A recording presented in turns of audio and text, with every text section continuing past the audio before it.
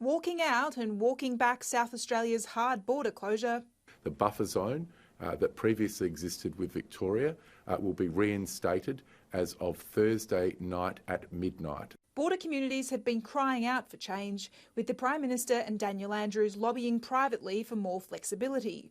Now the Premier announcing relief for residents within 40 kilometres of the South Australian-Victorian border. Now there's one caveat on this, and that is that we don't have further community transmission in that western part of Victoria. And there's more border backdowns coming, with residents of New South Wales and the ACT set to be allowed back in. And if we continue to see very low levels like we've been seeing, it's quite possible that we will remove that requirement for 14 days self-isolation within the next 2 weeks.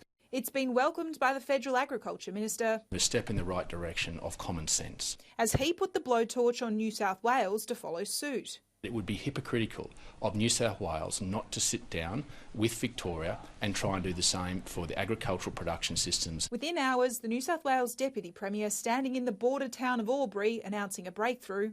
Of course, we're going to move away from a 2.5 kilometre bubble zone or border zone back to the original 50 kilometre border zone. There's growing frustration amongst coalition MPs about the ongoing border closures. The Prime Minister telling the party room that whilst the issue is exasperating at times, the National Cabinet is the best way to resolve the issue. Our goal should be to reopen Australia again, Mr Speaker, to reopen Australia right across the country to live with this virus. And with relief for border communities in 3 separate states announced on Tuesday, there's optimism there could be more resolutions on the way.